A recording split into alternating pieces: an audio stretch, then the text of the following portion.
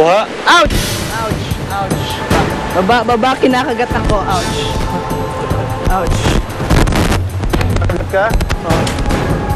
Buti na lang at hindi ito makamandag. Pambihira ang ganitong uri ng ahas. Ilan venoms to? Lahat ng bronze back. Kitang-kita ang matingkad na kulay tanso at asul sa katawan nito. At ang isa naman sa pinakakakaiba sa kanya is kaya niyang palaparin yung kanyang katawan kapag nasa harapan na niya yung kaaway or yung kanyang prey. But yung pinakakakaiba sa kanya is yung kapag nag-stretch na yung katawan niya, makikita mo yung blue coloration sa kanyang katawan na mas pronounced. Ayon sa pag-aaral, matatagpuan ang painted bronzeback snake sa Southeast Asia at Timog China. Aktibo ito tuwing araw para maghanap ng makakain tulad ng palaka at butiki. Hanggang matapos ang araw, yun na ang huli naming nakita.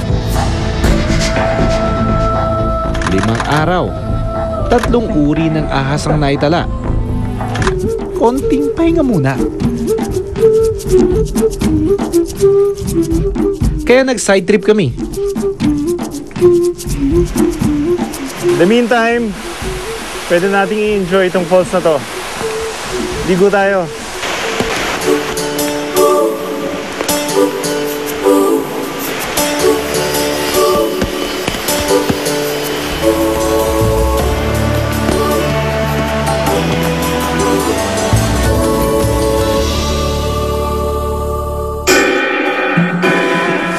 Kinabukasan tuloy ang hanapan.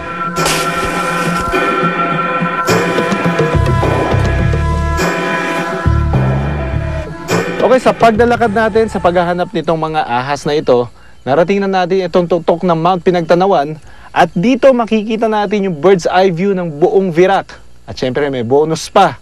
Dito makikita na rin natin yung Mount Mayon.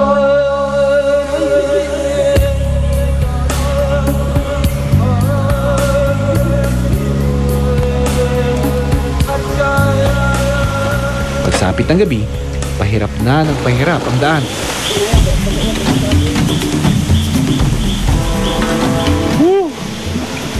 Grabing hirap.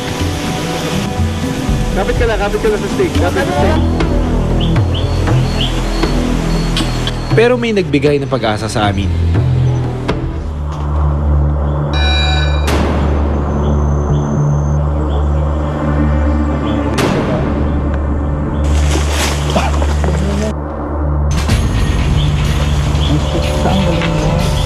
Ang Philippine cat snake ay arboreal o madalas makita sa taas ng puno.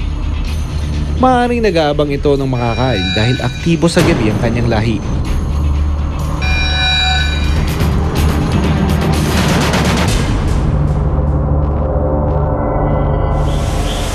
Sa gitna ng madilim na gabi, hindi namin alam kung ano ang maaari naming makita o makasalubong. Bahagi ito ng panganib na kailangan naming suungin. At madalas kaming nasosorpresa. Brown rock rin eh. Okay na eh. May brown Malaki? na tayo eh. Nakapupunta ka. Yun. Ano yan? Ano ba? Isang napakagandang ulo lang. Sige. Got it. Wow. Stick. My favorite. Tinatawag itong Philippine rat snake o red-tailed racer. Makikita ito malapit sa mga palayan dahil kinakain ito ang mga dagang dito naninirahan.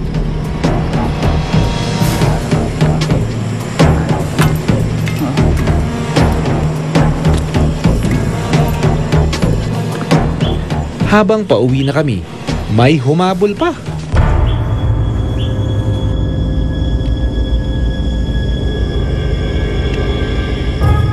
Wala pa akong record nito dito sa Catanduanes. Ano nakita? Ngayon ko pa lang ito nakita. Mapagkakamalan mo lang kasi itong bulate. Yung bit doon, itsura niya. Pero you can see the eyes. Tsaka scale pa lang. Tsaka yung scales.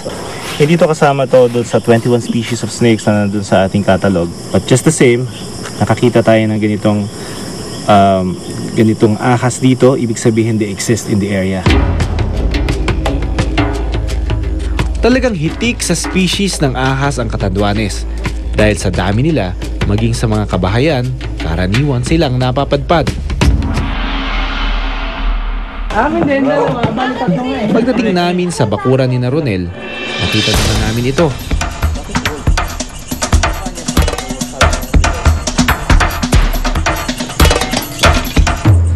Ang mga wolf snake ay karaniwang matatagpuan sa buong Southeast Asia. Madalas silang makita sa mga kabahayan dahil kabilang ang dagang bahay sa mga kinakain nila.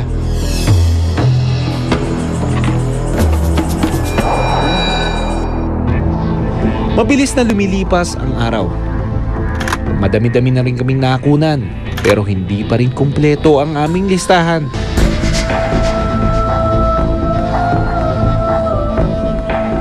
Maya-maya, may nagbalita sa amin na may isa na namang ahas na maaaring makadagdag sa listahan.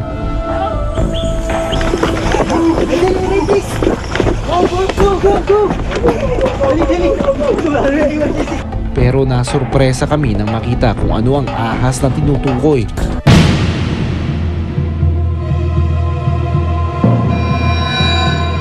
Nang malapitan namin ang ahas, nakumpirma namin isa itong king cobra. Nung na-discover namin na may king cobra sa lugar, pati si Ronel, natakot na rin. Masupukit lang yung baboy, pagkamuboy. Ano, kabaryo? Mukhang magbabago ang takbo ng aming kwento. Aban, sa susunod na Miyerkules. Ako si Doc Ferd Stresio, born to be one.